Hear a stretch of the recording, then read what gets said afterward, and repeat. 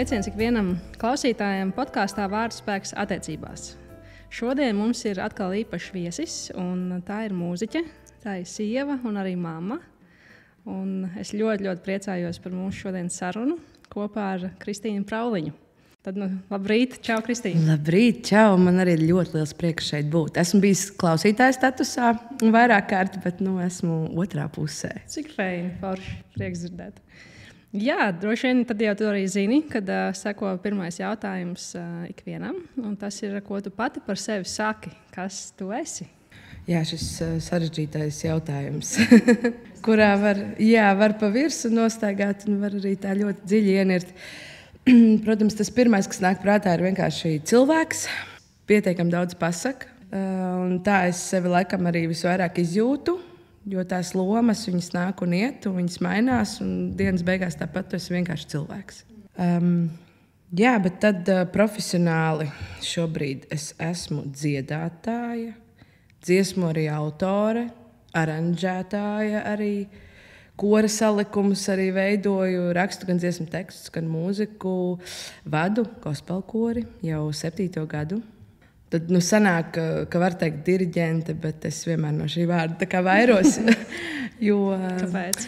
Tāpēc, ka mana mamma ir pavisam oficiāla un īstenā ar diplomu diriģente, kas ir lielāko daļu savu dzīves vadījusi korus, tādā latviešu klasiskā izpratnē. Savukārt man nav ne diploma, ne baigās ambīcijas uz šo titulu iet, bet tas tā vienkārši notika. Tas tā vienkārši notika. Šajā korī dziedāju pirms tam 10 gadus vēl pirms. Un bija tāds moments, ka vai kāds uzņemsies viņu vadīt, vai varbūt tas kors vairāk nepastāvēs. Un tas bija jādara, vienkārši bija jādara. Bet jā, tas ir arī tas, ko es daru, un arī tas, kas es esmu.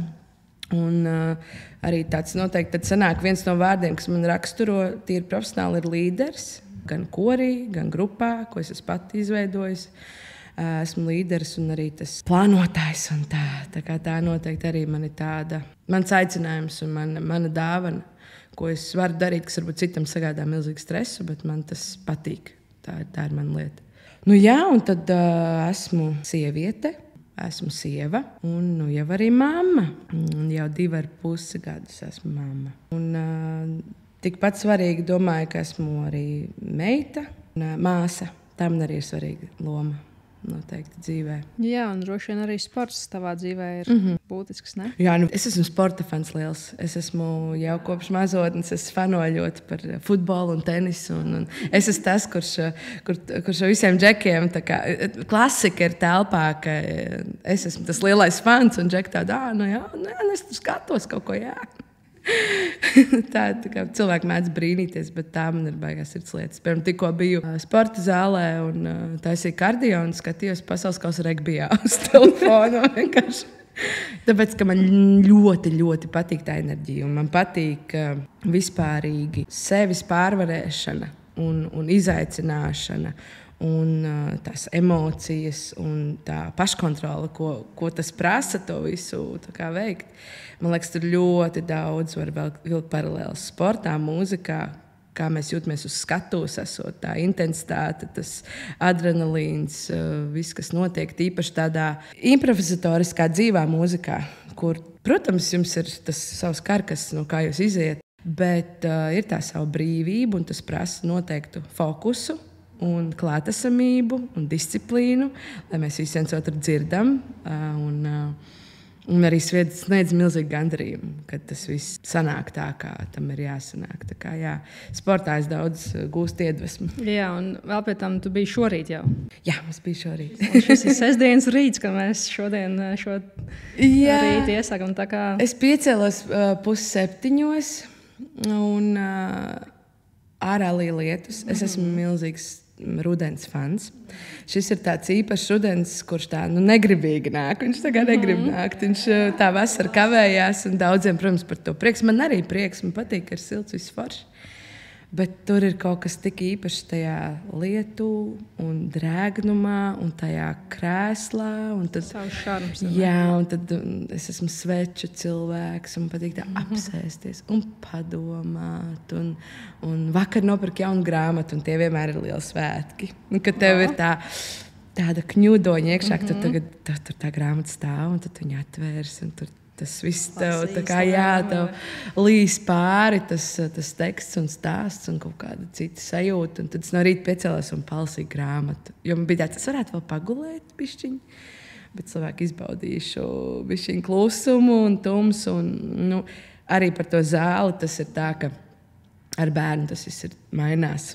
Tev ir jāatrod tie brīži, un tas nav vairs tik vienkārši. Tas nebūs tā, ka tu tur pamosties un kaut kad es aiziešu. Nē, tev ir jāsaplāno, un kaut kas vienmēr ir bišķiņi jāupurē, bet tas ir tā vērts. Jā, redz kā, cik dziļi var aiziet atbildot, vai ne? Vien jau uz to jautājumu, kas tu esi. Jā, un tas ir skaisti.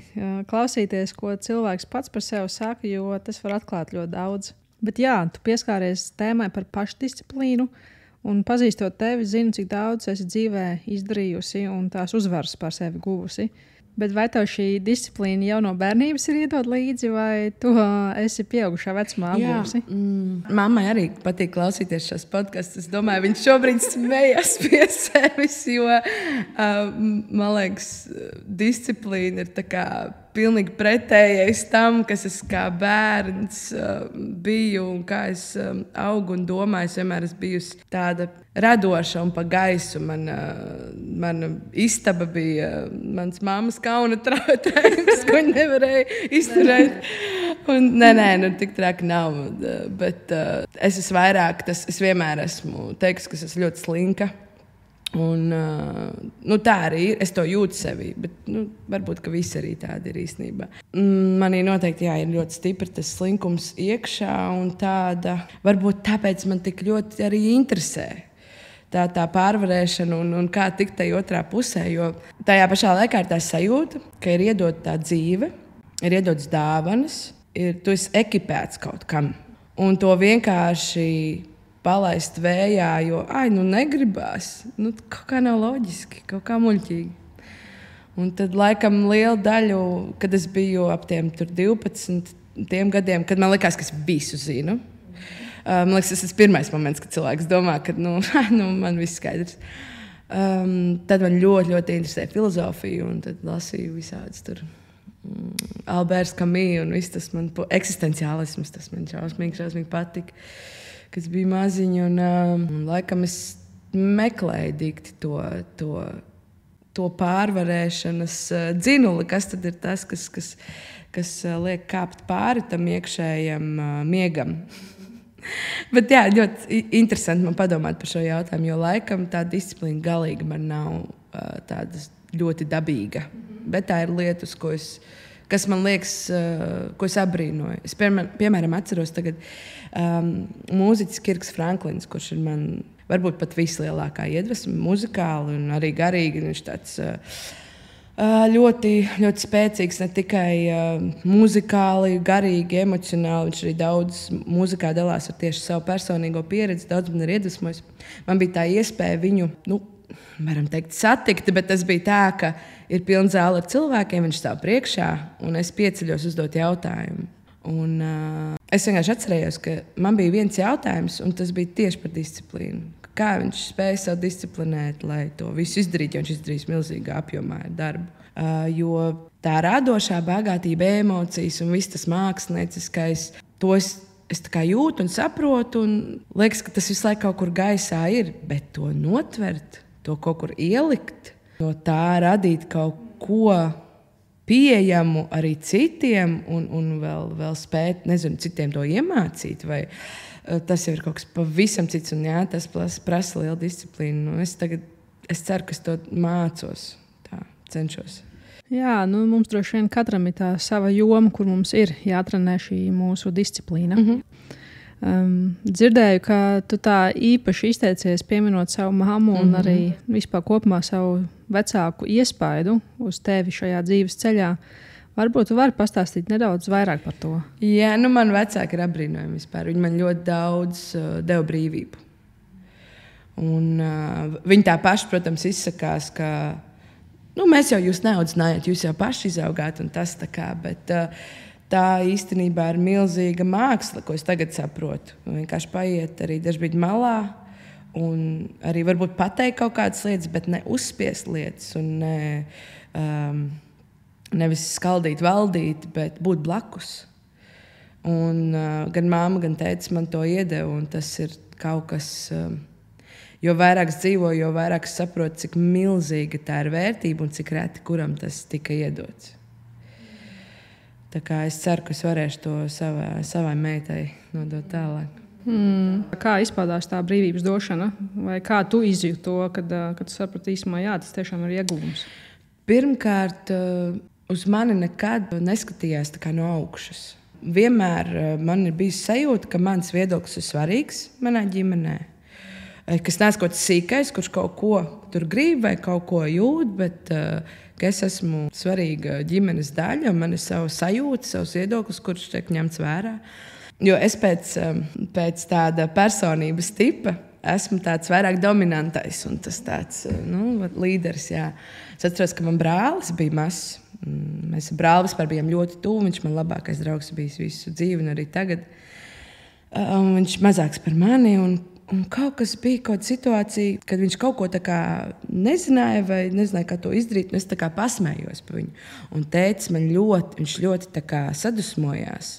Nevis tā, ka viņš man tur viņam tādas, viņš teica, bet viņš ir mazāks par tevi, un tas ir pilnīgi normāli, ka viņš nezina, un tev nav tiesības viņam par to tā kā smieties vai kaut kā, un es to atceros visu dzīvi, un tas arī man paskaidro, tā arī bija tā sajūta, ka es jūtu pret sevi. Ka vienmēr bija tāda izpratne par to arī attīstības kaut kādiem posmiem un būtībā tāda augsta emocionālās inteliģences pakāpe, kas man pašai nenāk tik viegli. Diezgan jāstrādā ar to, lai spētu sevi nobremzēt kaut kādos tādos emocionālākos brīžos, un tieši par to agresiju, ko tu saki, ka tur nebija agresija. Tas nemaz nav tik viegli. Bet ļoti laba lieta, tiešām, ko tu stāsti par to robežu nolikšanu tik daudz, cik tiešām vecākiem vajag, vai ne, likt tās robežas, bet dot arī brīvību. Un acīm redzot, tas, kā tu saki, dod arī daudz. Jā, un es to redzu arī brāļa dzīvē. Es arī to redzu komunikācijā tagad ar savu bērnu, ka tas vienkārši atbrīvo. Un, man liekas, ir pietiekami daudz, kas šajā pasaulē tev var nospiest un var likt justies ne tik labi par sevi vai vispār par kaut ko. Un mājās nevajadzētu būt. Tur būtu jābūt drošai vietai. Jā, un sarunas sākumā tu jau pieminēji savu vīru Tomu. Un līdz ar viņu ierašanos tavā dzīvē ar tādu oficiālu statusu, tev mainījās arī uzvārds. Vai tu īsumā vari padalīties, kā tas ir dzīvot ar diviem uzvārdiem, jo tev nav apvienotais uzvārds, bet tu lieto abus dažādās savās dzīves jomās. Un Latvijā, kā pazīstama mūziķa, tu esi Kristīna Prauliņa, bet privāti? Kristīna Lismente, jā. Tas ir mans tagad pasē, ir tāds vārds rakstīts. Jā. Es aizdomājos vispār par Tomu un par to, kāds ir, kad tu satiec kādu cilvēku un viss izmainās. Un viss tā kā sāks no jauna un sāks jauns posms. Jā, es šobrīd uz skatuves saglabāju savu veco uzvārdu. Tīri arī praktiski apsvērumu dēļ, jo man liekas, priekš kam jaukt cilvēkiem galvu ar vēl vienu jaunu vārdu, kas atkal kaut ko ir izdevis, kaut ko atkal dara. Tomēr kaut kas jau ir izdarīts un gribēs, lai tas vārds paliek, un tas arī ir mans vārds. Bet atkal personīgā dzīve, man privātā dzīve, es ļoti laikam izjūtu kā tādu nodalītu zonu, ko nav jāredz visiem, ko nav jāzina visiem, un kas ir jāsargā, kas ir svēta.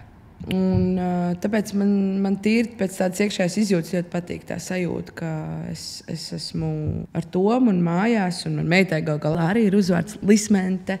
Un tas ir mans ģimenes koks, un tas ir tas, kas es esmu tajā pašā laikā. Skatos, ir mana profesionālā dzīve. Tas arī turpinās, un ir jau aizsākts kādu laiku atpakaļ, un to negribās.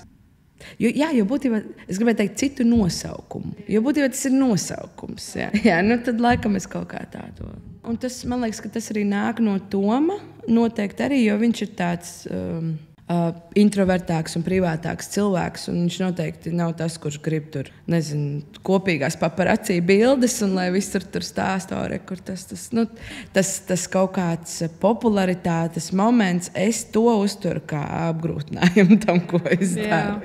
Tas nav tas vienkārši ir vajadzīgs, lai es varu darīt to, ko es daru. Tieši tā, jo tu jau nevari būt nezināma, bet tāpat laikā izpārdot koncertus un lai man klausās manu mūziku. Un, diemžēl vai kā, bet tā ir. Jā. Vēl viena būtiska lieta, kur tu izteici iepriekš, bija tas, ka tad, kad tu iepazini Tomu, tad tavā dzīvē esot mainījies viss. Vai tu pastāstītu lūdzu vairāk par šīm pārmaiņām? Jā. Un pirmkārt, tā arī var būt ļoti privāta lieta, bet, kad es augu, es biju vienmēr tā apaļā meitene, kura es tur baigi nedomāju par attiecībām un tādām lietām. Man liekas, ka es neesmu pietiekami laba kaut kam tādam. Es to tagad tā varu teikt, jo es esmu tikusi tam pāri, bet tas iekšā tā vienmēr bija. Un līdz pat Tomam man bija tāds sajūta visu laiku sevī. Ka tur tie cilvēki, un viņi tur tā, un viņiem tas, un viņiem ir tās laimīgās laulības un tie bērni, un tas, man ir kaut kā citādāk. Bet es satiku Tomu, un izrādījās, ka tās kaut kādi visi tie bloki, kas man varbūt galvā bija, viņam viņi nebija, viņš viņus pat arī nejuta.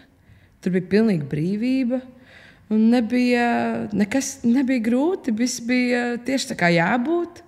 Likās, tu vienkārši plūsti, un viss notiek. Un tu attopies, ka jūs jau esat, gadu kopā, un jūs negribat nebūt kopā. Jūs tā kā gribat ritīgi visu laiku būt kopā.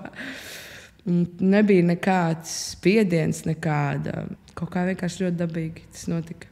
Un, jauns sākums, es domāju, arī no tā, ko es tikko teicu, izriet tas, ka es tīri kā sieviete, es būtībā vienkārši piedzimu ar to, ka mēs satikāmies. Un, ja līdz tam es varbūt tur vairāk būtu melnā un tur tajā savā sportiskajā, neuzkrītošajā, tad viņam patika, ka es ielieku pirms puķi matos. Un man arī tas tik ļoti patīk, bet es nekad to nedarītu, jo tā kā, priekš kam vai kā, bet tad ir kāds cilvēks, kas to novērtē, un tu sāc tā kā zieds vērties vaļā un smaržot. Atplaukt. Tas ir tāds ļoti skaists process. Un tad arī es nekad pirms tam nebiju tas cilvēks, kas tur sapņoja par māju ar bērniem pilna, un tad es tur taisu visiem brokastis un cik jauki. Un bērni laikam, man liekas, vispārīgi kaut kādu laikam būtu forši, bet nezinu. Es to katrā ziņā nejūtu kā tādu savu aicinājumu dzīves būt mammai. Un es arī vēl joprojām bērnus redzu kā augli, kā divu cilvēku mīlestības, attiecību rezultātu augli, tā kā turpinājumu.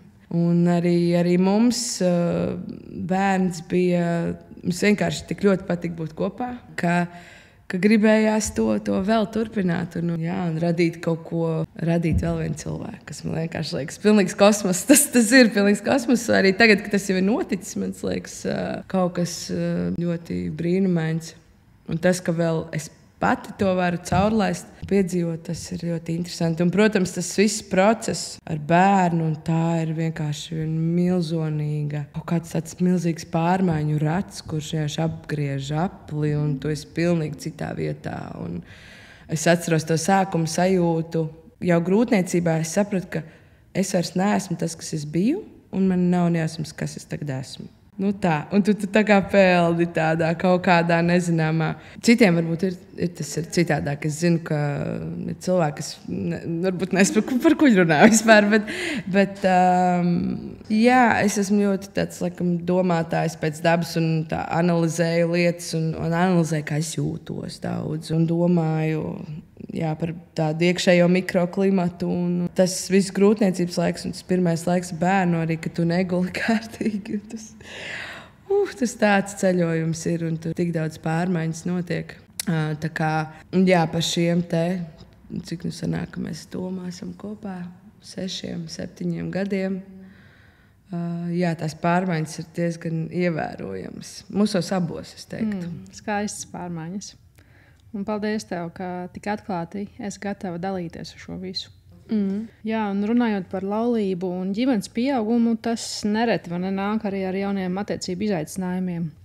Tādēļ jautājums, kā jums šī bērniņa ienākšana ietekmē jūsu attiecības ar Tomu? Jā, es vispār tikai vēlāk sapratu, cik ļoti traki bija tas, ka bija tas Covid tieši mani stāvoklī vispār reti, kurš redzēja. Vienkārši sēdēju visu laiku mājās. Jā, tu biji stāvoklī. Jā, bija Covid un arī vēl dzemdību namā. Pirmo daļu dzemdībām Toms sēdēja mašīnā lejā, jo viņam nebija atnācis tas negatīvais tests, kur mēs taisījām ik pa 2 dienām, lai viņam uz to brīdi būtu. Un tas bija sloks, kad viņam nebija. Nu, tie bija tādi saudabīgi apstākļi. Jā, es arī ļoti atceros, ka man tāds sāpīgs bija tas moments, kad atgriezāmies no dzemdību nama. Tukšā dzīvoklī, un neviena nav tur baloni, vai ne, un nav tā svētku sajūta. Vispār pa Covid laiku un pa grūtniecībā esot ļoti, tikai tad pa īstam sapratu, cik man ļoti svarīgi ir komūna, ģimene un tuvie cilvēki un gūt to enerģijas apmaiņu. Es domāju, visiem jau mums bija tās sajūtas. Varbūt man paspilgtināja tas, ka to ar to grūtniecību jau tā es tā kā noeju malā no visu bišķiņu. Un es kaut kādā savā procesā. Tas, ko es jau paredzēju, ka tā arī būs, mans lielākais pārbaudījums bija saraustītais miegs. Un mums arī bija tā loza, kur diezgan ilgi viņš bija ļoti saraustīts. Un tad ir tas moments, ka jums abiem diviem, jūs abi esat deficītā, jūs abi divi esat bišķiņi tā kā uzvilkti visu laiku, bišķiņi ar dzīvi neapmierināti. Ir ļoti grūti saglabāt tādu vieglumu, saglabāt arī cieņu tādu vienmēr vienam pret otru. Ļoti viegli ieslīgt tajā savā primitīvajā versijā. Savā versijā pirms jebkādām mācībām, jebkā, kas tu vēlies būt, kas tu izvēlies būt, bet vienkārši tajā, tās dusmas, kas tevī sakrājās bērnībā, vai viss tas sliktais, kas kaut kad ir krājies, liekas, viņš ir kā blē, nāk ārā. Un tas moments trakākais, laikam, bija tas 1,5 gads bērnam. Un viss tas laiks ir, tad jūs sākat gulēt normāli. Mums bija tā. Un jūs būtībā atrodat abi divi, katrs sevi tādā identitātes krīzē un arī spēku izsīkumā reizē. Plus ir tā sajūta, ka arī profesionāli tā kā jāsāk no sākuma bišķiņi. Un tas arī ir tāds liels spiediens. Mēs abi divi esam šobrīd mūzikā. Tomam gan ir tagad arī viņš strādā kā pasniedzējs. Bet tajā laikā vispār mums bija vienkārši tikai projekti un ļoti dažādi mēneši, gan darbīguma, gan ienākumu ziņā. Un tad līdz ar to ir tāds. Tu vienkārši tāds ir, ka tu esi kaut kādā jūras vidū mazā laiviņā, un kā viņi tur kustās, tad tur kaut kā mēģina ar to tikt galā. Un tas bija pirmais brīdis, kad es sapratu, tagad saprotu, ka cilvēks šķirās. Ka var tā notikt. Jo man līdz tam bija tāds naivāks skats. Es domāju, vienkārši ir jāmāk runāties vienam ar otru, un ir jāiet uz randiņiem, tad jau viss ir forši.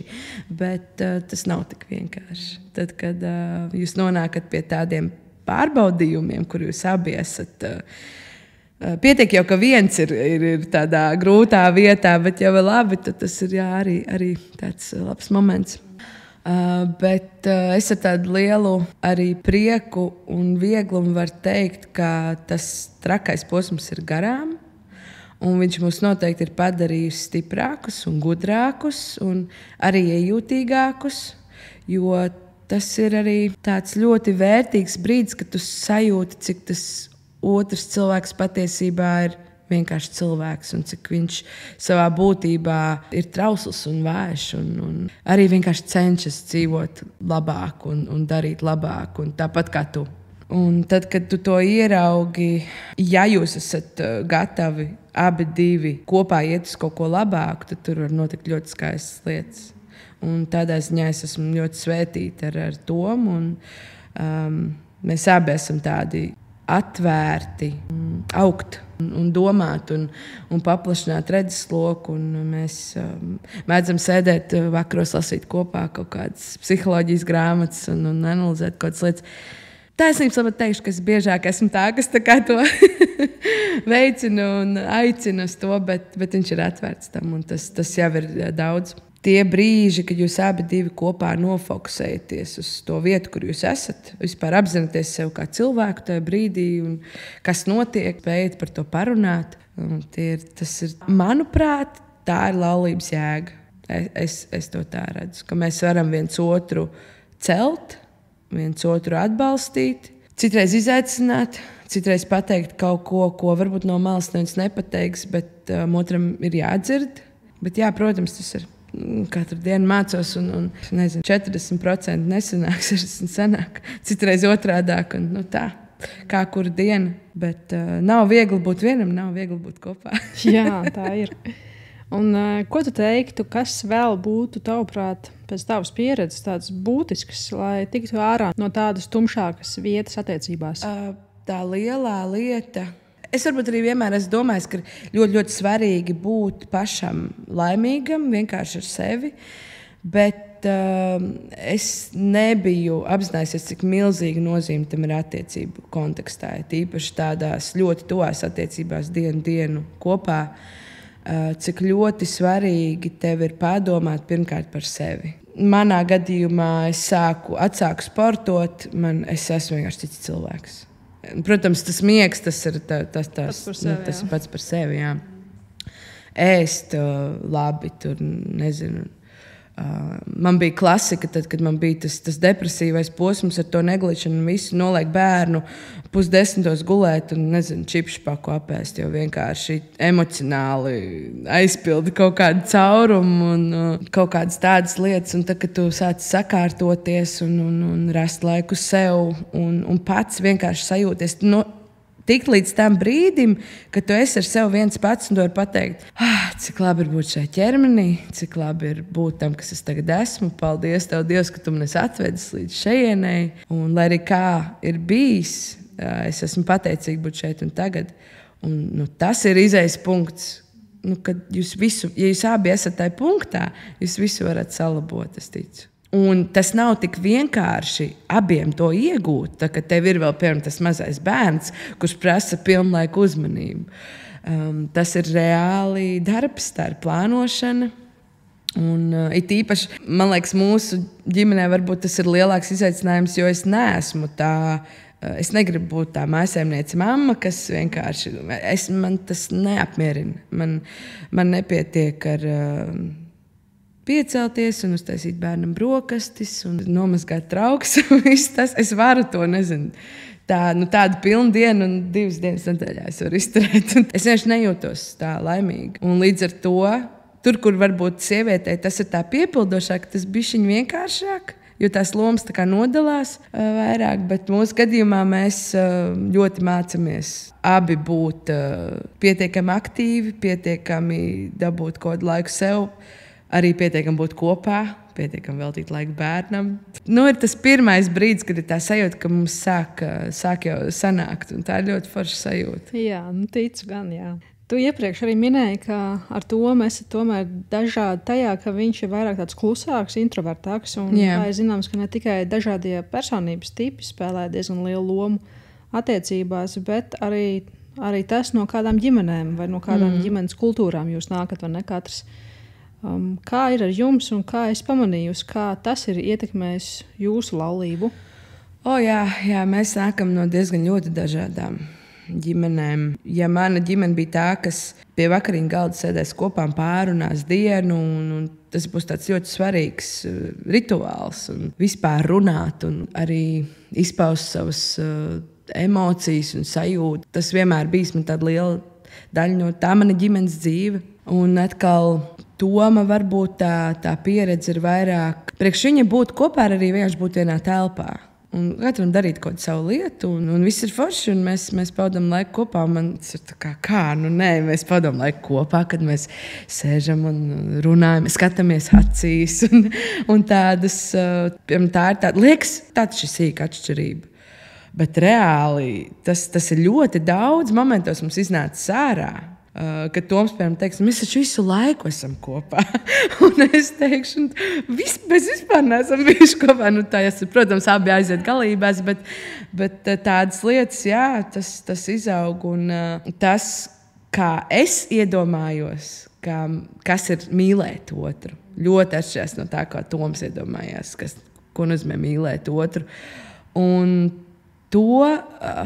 mācīties un iemācīties to otru mīlēt tajā viņa valodā un arī nodot to, kas tad ir tas, kas tev ir vajadzīgs. Tas nav vienkārši. Tas nav vienkārši. Un, man liekas, tas ir moments, kur es domāju, daudzas attiecības varbūt. Ja neizšķirās, tad apstājās tā attīstība vienkārši. Liekas, labi.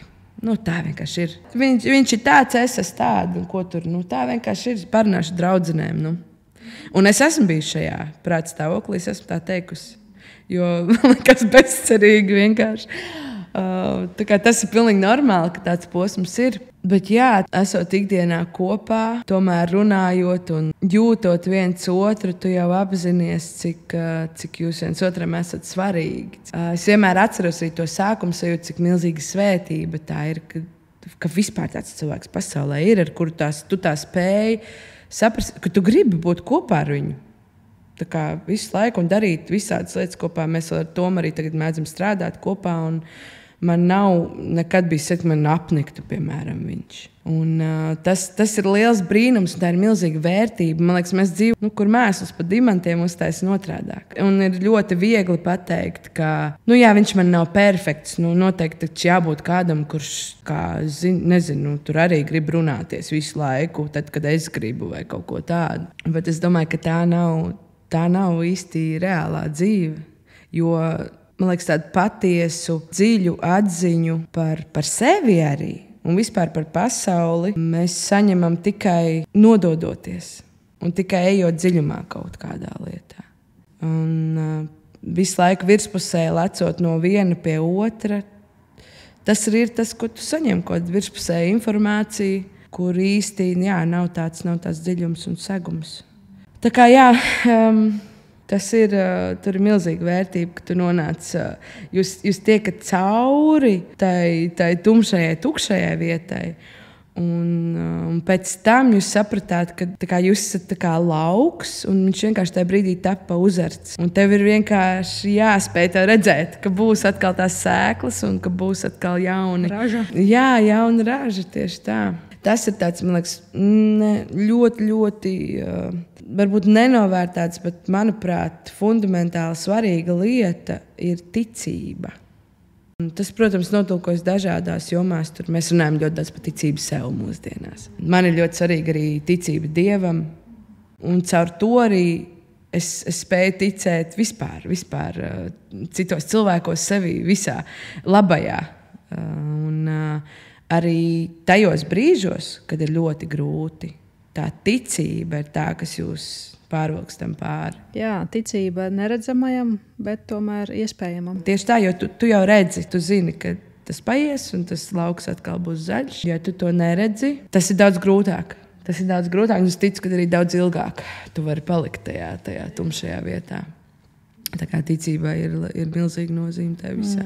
Jā, es varu tev tikai piekrist. Un man liekas, ļoti arī tā atziņa, ko tu pateici, ka iet dziļumā un pārvarēt tās grūtības un turpināt un atrast to veidu, kā ar to otru iet dziļumā. Tā ir tā īstenībā liela daļa no tās atslēgas. Jo nevis vienkārši padoties vai viens otram pateikt, es tāds esmu pieņemama un viss. Un pie tā jau arī tur viss apstājās. Visa augšana, visa iespēja vispār. Tā ir, un es arī to saprotu, ka gribas apstāties, jo tas nav viegli, tas ir sāpīgi.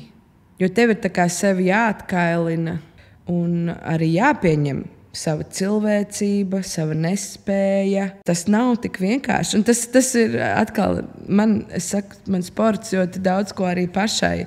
Es sev ļoti daudz ko pierādīju, kad es sāku nodarboties ar fitnesu un pirms, jau cik tur, nezinu, 8 gadiem. Vienkārši vienu dienu sāku iet uz to zāli un vienkārši gāju katru otro dienu un nomet, 25 kg. Super. Tagad es esmu otrajā kārtā, kur man viss bērna laika svars ir atpakaļ, un tagad es otro reizi sāku un ir tikpat forši. Bet kāpēc es to teicu? Jo tas prasa tādu sevis pārvarēšanu, ieiet tajā zālē, piemēram, tagad. Es neizskatos galīgi tā, kā es gribētu izskatīties. Es paskatos tajā spogulī, es negribu. Visur tur tie spoguļi tajā zālē. Tev ir tā kā jāpaskatās tajā problēmai virsū. Un jāsaka, es tikšu pāri. Un, protams, daudz izvēlas to nedarīt. Ir vieglāk to nedarīt. Ir vieglāk vienkārši ir jau ok, un vienkārši neskaties tajā spogulī. Tas ir pats attiecībās tieši tas pats. Būs kaut kas labāks, jo tu negribi būt tas kailais, tu negribi skatīties sev virsū un tev nepatīk. Mēs negribam to momentu, bet viņš ir vajadzīgs. Viņš ir ļoti, ļoti vajadzīgs. Ja tu gribi iet kaut kur citur, ja tu gribi būt labāks, tev ir vajadzīgs tas moments, kad tu skaties spogulī un tev nepatīk. Jā, realitātes atzīšana un pieņemšana. Un, tas ir tas pamats, lai pārmaiņas spētu vispār arī sākties. Pieņemšana, jā, un tieši tā. Un pēc tam, piemēram, tagad man arī ir to sporta zāles pats. Pirmos kaut kādus mēnešus, es ļoti bieži negribēju iet. Nav tā, es tur lieku Instagramā, tur forši pēc treniņa. Pēc treniņa vienmēr labi sajūta. Bet tur aiziet, un es zinu, tur būs cilvēki, un tu kā uz tevi vēl skatīsies. Protams, ka nevienam neinteresē, ko tu tur dari, neviens to neskatās, bet ir galvā tā doma.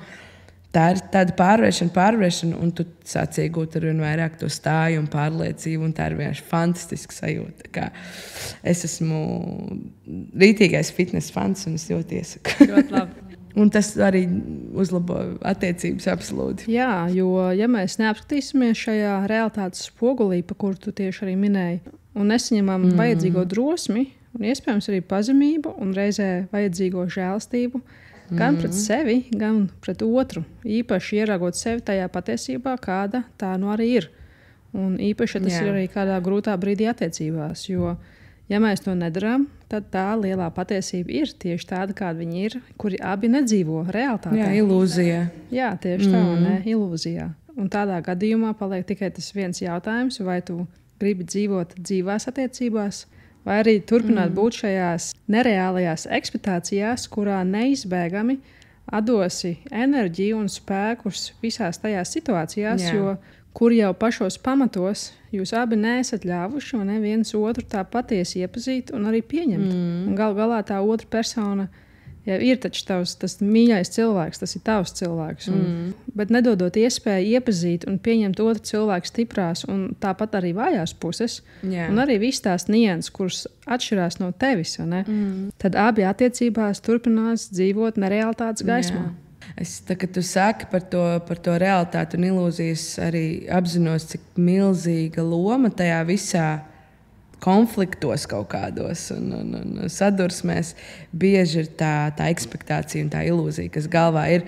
Es gribēju teikt, ka varbūt pat sievietēm vairāk, bet tas ir tāds apusēji. Katram ir tā sava bilde, kas veidojas gan no tā, kā viņš ir uzaudzis un pieredzis, kā ģimenē ir. Vai kā sieviete dara, vai kā vīrietis dara, vai kā ir labi un kā ir forši. Un tad ir arī vienkārši tas, ko es nezinu, Holivudas filmas tev ielika galvā.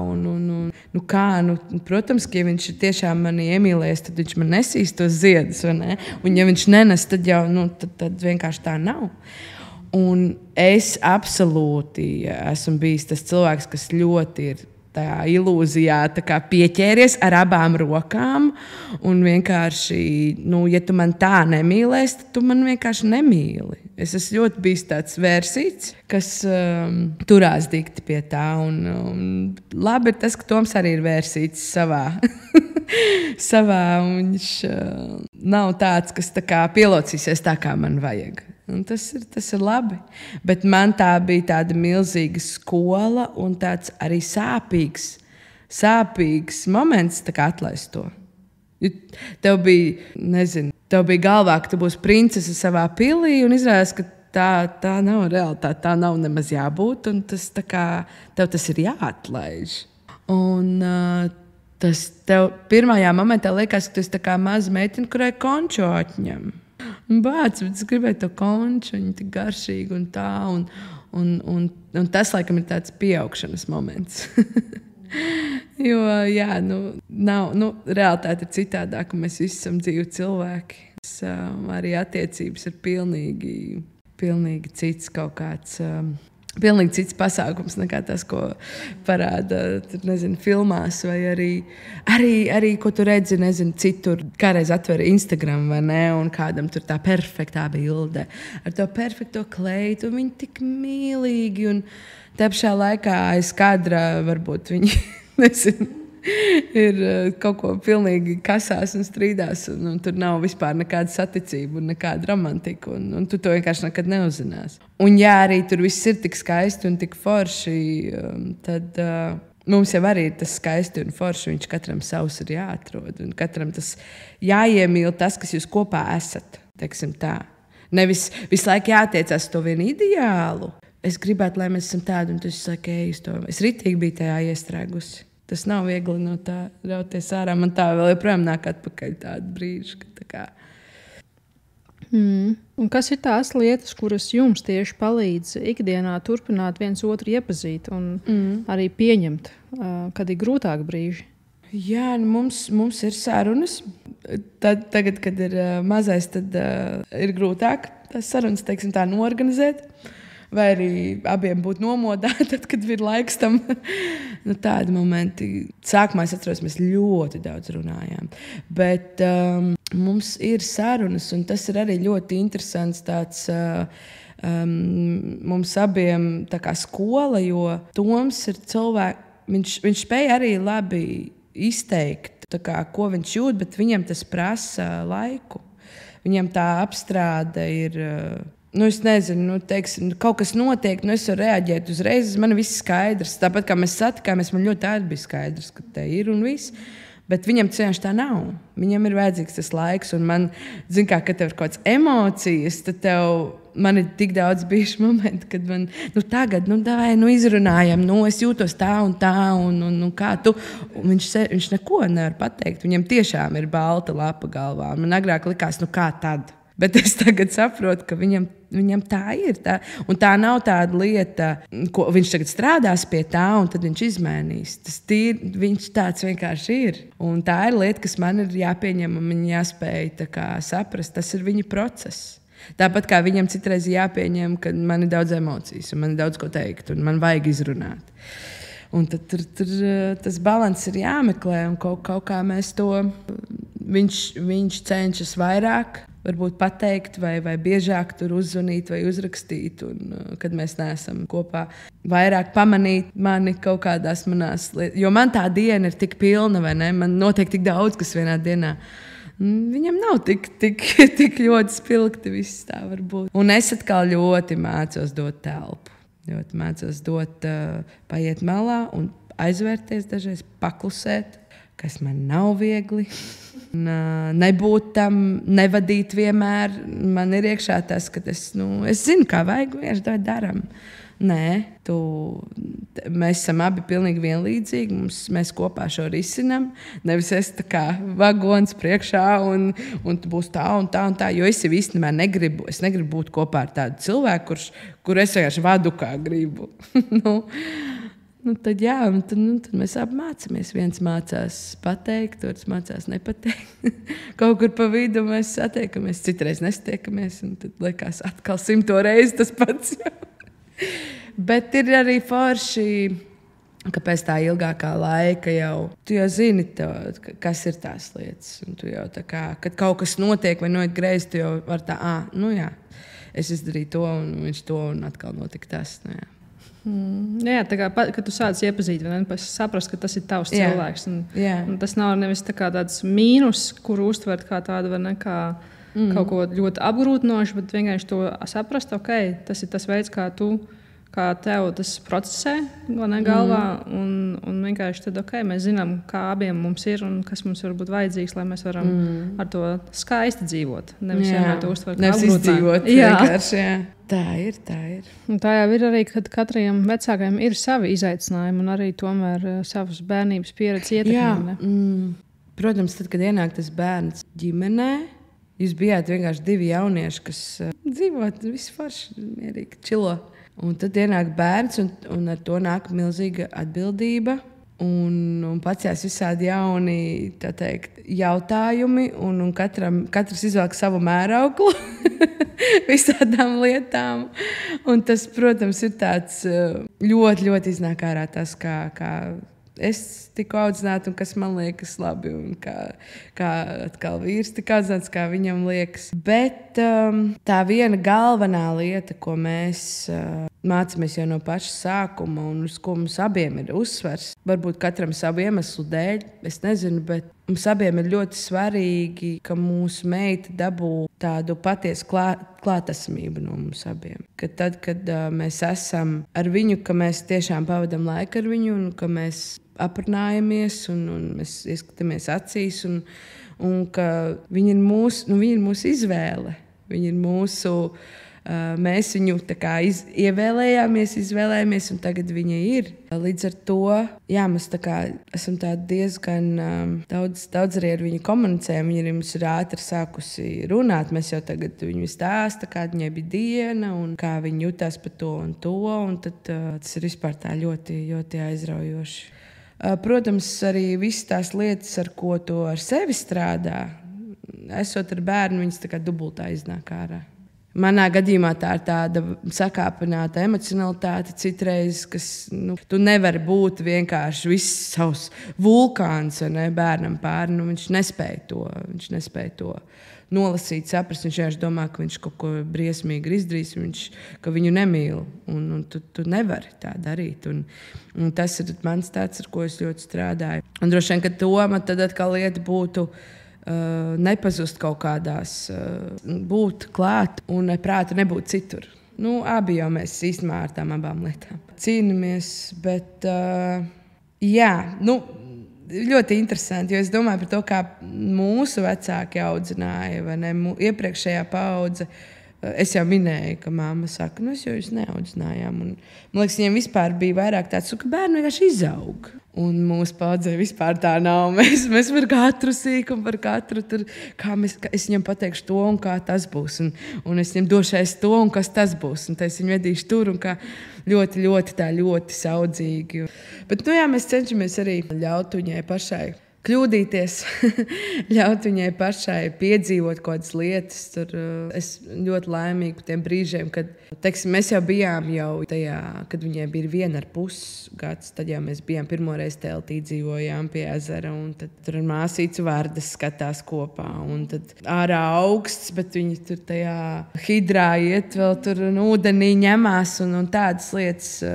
Man personīgi liekas ļoti svarīgi, jo man tas bija maziņš. Man liekas, iedod tādu to pasaules izjūtu, tādu plašāku, varbūt. Ka tu neesi vienkārši dzīvoklis un tramvajs, un kas, protams, ka tas arī var būt pilnīgi forši. Bet laikam tā ir tā mana daļa bērnības, ko man gribās iedot. Jā, un tas arī ir saprotami. Kā tev vispār izdodas kā profesionālai mūziķai savienot ģimenes dzīvi? Jo, kā pati tu minēji, vai ne, ka abas puses prasa tavu klātbūtni, pārslēgšanos, un abās pusēs šajā lomā to no tevis gaida. Jā, jo tas nav viegli. Man arī tas ļoti, ļoti jāmācās ir tā pārslēgšanās. Ja teiksim, tur pa dienu man būs, no rīta man jābūt ar Naulu, un mēs tur pēdam kopā brokastis un kaut ko paspēlējamies. Tad tur, teiksim, ir mēģinājums ar grupu, kur man kaut kāda viena lieta ir jādara, ka man arī, protams, jāskatojas, jānoskaņojas. Tad pa vidu tur intervija vai treniņš vai atkal kaut kāds cits prāta stāvoklis, un vakarā ir, teiksim, kora mēģinājums, ko es vadu, kur man arī ir jābūt ar ļoti... Es nevaru vienkārši sēdēt tur un smuki dziedāt. Man ir tā kā reāli jābūt ļoti tādā intensīvā prāta stāvoklī. Un tās dienas man katra ir dažāda. Man nav tas 9 līdz 5 darbs. Un tad atkal vakarā mēs atnākam un es satieku Tomu. Es saprotu, ka es viņam pirmo reizi šodien ieskatos acīs. Un tu jau gribi arī veltīt tam cilvēkam tādu kvalitatīvu sevi. Nevienmēr sanāk, bet tā ģimene dabū tos pārpalikumus bieži vien. Jā, bet, protams, cenšamies, lai tā nebūtu. Un tad tas nav tik viegli, tīpaši, ka ir kaut kāda tāds intensīvais posms, jo man jau savā ziņā ir projektu darbs, var teikt. Teiksim, tagad arī mēs ar kori gatavojamies 20 gadu jubilejas koncertam. Reklāmas pauze 28. oktobrī Hanzas peronā. Visi laipni aicināti, mums arī brauc no Amerikas. Viens no maniem mīļākajiem dziedātājiem būs šeit, Rīgā. Mums būs tas gods kopā būt skatos, un viņš dziedās ar kori. Un tas ir ļoti intensīvs, pāris mēnešus, teiktu, līdz kaut ko tādu tik lielu var izvest gan muzikāli, gan plānošanas ziņā, tur menedžments. Tūliņ iznāks singls, un tad tur viss intervijas, tas viss nes ar sevi tādu kā sabiezējumu. Darba sabiezējums notiek, un tajos brīžos ir īpaši izaicinoši, ka tev, teiksim, ir tā pusdiena tagad ar bērnu, un tiešām būt tur ar to bērnu. Nevis telefonā, ziņa. Tas mūsu laikos ir diezgan labs izaicinājums. Negribētos, lai meita atcerās tikai to, ka es sēdēju telefonā viņai blakus. Tā gan, jā. Labi, pirms mēs dodamies uz noslēgumu, tu tad varētu padalīties lūdzu ar savām šī brīža aktualitātēm un kas ir gaidāms. Yeah. Un visi linki būs arī norādīti mūsu sarunas aprakstā. Super, jā. Man ir 2 vadošās tās līnijas dzīvē, jau pēdējos 5 līdz 7 gadus. Es vadu kori un esmu izveidojis savu ordinālu mūzikas sastāvu, kas saucās Kristīna Prauliņa and the Soulful Crew. Mums iznāca albums aprīlī. Tā kā kādam interesē, varat paklausīties. Mēs taisam tādu, varbūt Latvijā netik ierastu mūziku, vairāk soul mūzikas stilistikā. Esam sākuši rakstīt latviski, un drīzumā iznāks pirmie singli latviešu valodā. Un tas ir arī tāds jauna teritorija, par ko es esmu tā patīkami sajūsmināta iekšpusē. Bet jā, tieši šobrīd tas lielais fokus ir šis koncerts, un tie ir 20 gadi. Man liekas, sanāk 18 no šiem gadiem arī, kur esmu. Un tā ir mana ģimene. Tie ir tādi mani cilvēki, ar kuriem ir iet cauri visam kam. Un arī šī mūzika vienkārši es absolūti mīlu. Un tas ir mans dzīves lielākais vispār prieks būt šajā mūzikā. Un es tiešām aicinu, Hanzas peronā tas būs ļoti skaisti un spēcīgi un priecīgi. Un tie būs svētki. Tā kā cerams, ka tiekamies tur. Tiekamies gan, jā. Lieliski. Tad es vēlos tev teikt lielu paldies par šodienas atklāto sarunu. Un paldies, ka ļāvi ieskatīties savās pārdomās, piedzīvojumos un reizē arī pārdzīvojumos un uzvarās. Jā, paldies par šodienas sarunu. Paldies tev, es tiešām izbaudīju. Un tas mani priecē. Jā, labi, tad arī atvadamies no jums, klausītāji. Paldies, ka bijāt ar mums šajā sarunā un izbaudīsim šo rudens atnākšanu un stiprināsim arī savu sirdsmieru. Atā! Atā!